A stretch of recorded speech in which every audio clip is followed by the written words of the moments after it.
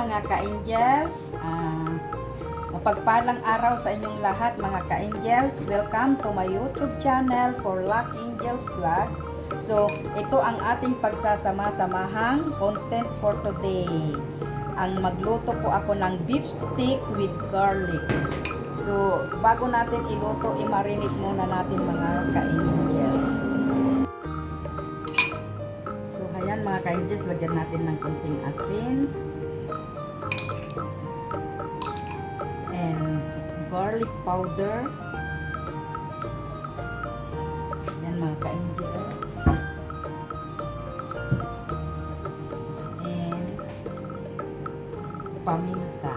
Kunting paminta mga ka-angels. So, ayan, ganyan lang po kadali ang pagluluto ng beef stick butter with garlic mga ka-angels. So, ayan mga ka-angels, ating i-marinate ng around 30 minutes. Ilagay natin sa ref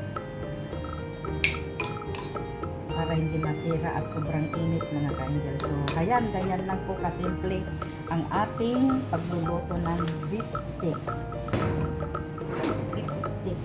with garlic. So, ayan mga ka-angels, i-update ko kayo mga ka-angels. So, ayan mga ka-angels, may pinapainit na akong mantika dyan na paglulutoan ko ng aking beef stick.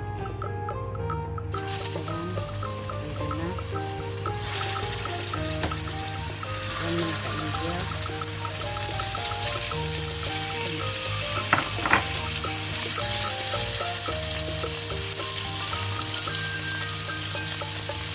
Ayan mga ka-angels. So, turn around. So, samahan niyo ako mga ka-angels sa aking pagluluto ng beef stick with garlic.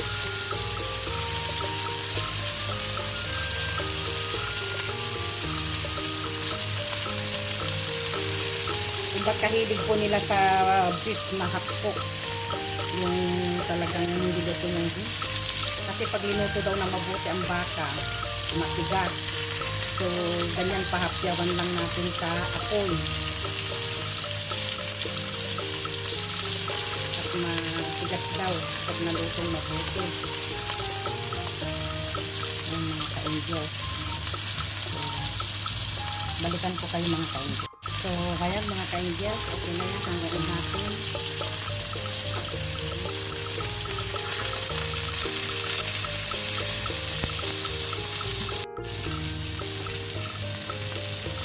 Hango. Ayan.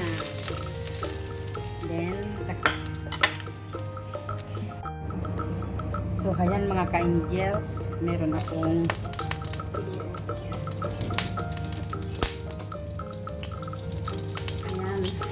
lagyan natin ng butter.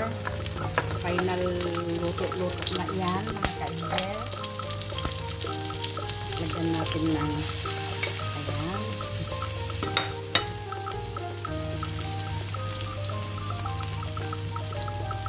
Lagyan natin ng rosemary ba yan? Tawag yan mga ka-angels.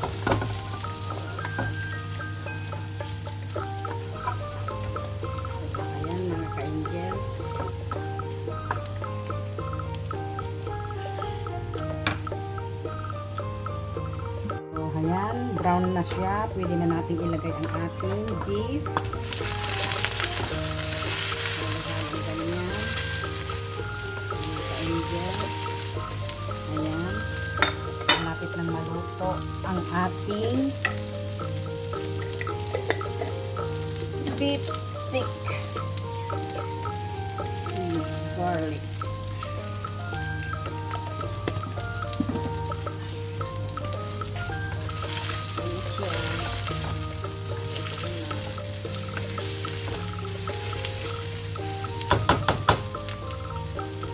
Garnish American parsley.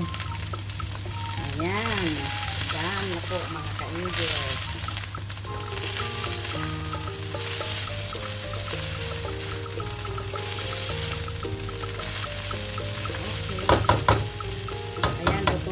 ka-angel. So, salamat sa pagsama nyo sa aking pagluluto.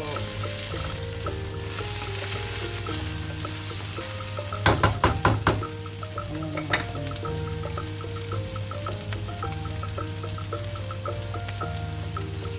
Ayan, luto na mga ka-angels ang ating first beef steak with garlic. So, atin lang hanguin mga ka-angels. Maraming salamat sa pagsama nyo sa ating pagluluto ng beef butter with garlic mga ka-angels. So, ayan na mga ka-angels. So, ayan na.